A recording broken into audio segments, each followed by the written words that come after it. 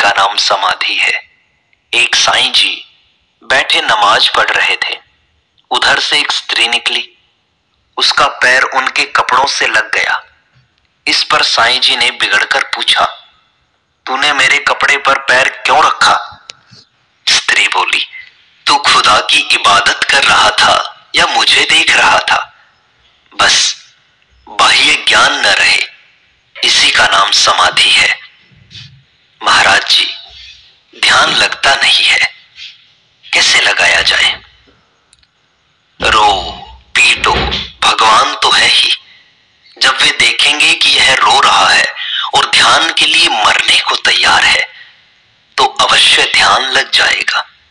किंतु रो सच्चे हृदय से, झूठे रोने से कुछ नहीं होगा। महाराज जी, स्मृति, ध्यान और समाधि में क्या अंतर है? हर समय इष्ट देव की याद करना स्मृति है।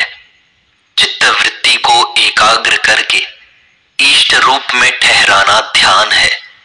और ध्यान की बढ़ी हुई अवस्था ही, जिसमें ध्याता और ध्येय के भेद की स्फूर्ति नहीं होती, समाधि है।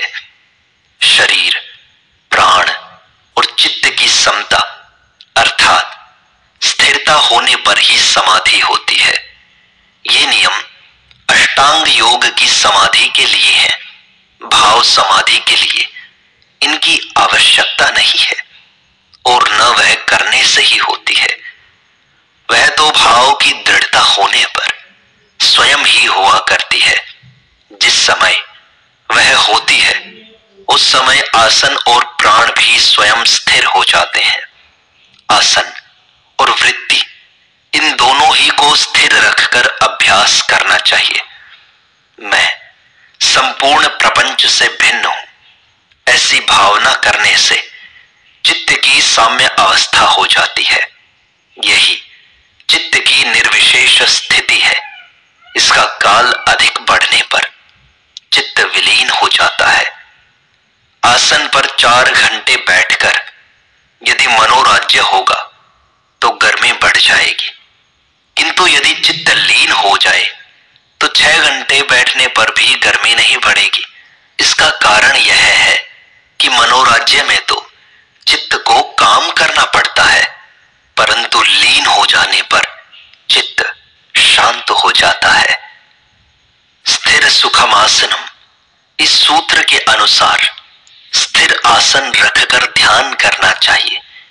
चेतन तत्व की भावना पूर्वक इष्ट का ध्यान 10 मिनट प्रतिदिन करने से अभ्यास का फल प्रतीत होगा। 30 मिनट के अभ्यास से विशेष अवस्था प्रतीत होगी और 1 घंटा 35 मिनट के अटूट ध्यान से देह अनुसंधान की निवृत्ति यानी समाधि हो जाएगी। यह परम योग है। 1 घंटा ध्यान के अभ्यास से सर्वत्र ध्येय ही दिखाई देगा। ध्यान से ज्ञान होता है। ध्यान बिना ज्ञान रह ही नहीं सकता।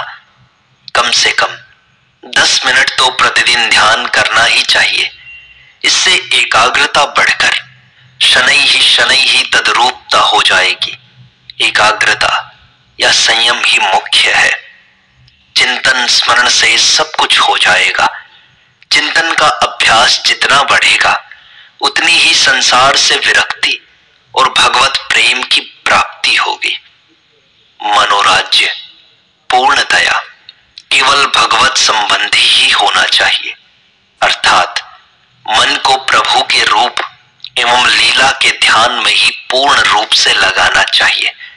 विवेक और वैराग्य से मनुष्य की विषय अभिलाषा जाती रहती है, किंतु उसकी वासना निर्मूल नहीं होती। विषय की सन्निधि में वह सर्वथा निर्विकार नहीं रह सकता। ऐसा तो तभी हो सकता है जब उसी विषय में संयम, धारणा, ध्यान और समाधि करते हुए त्रिपुटी का लय हो जाए। इससे विषय की विषयता मारी जाती है और सर्वत्र सामान्य सत्ता ही प्रतीत होती है।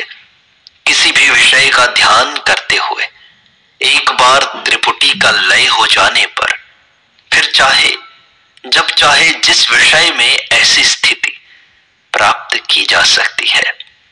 पहले ध्यान एवं मानस पूजा का अभ्यास बढ़ाकर मन स्थिर करने की चेष्टा करनी चाहिए। मन अधिक ठहरने से भगवान में अनुराग होता है। आरंभ में मन ठहराना कठिन होता है,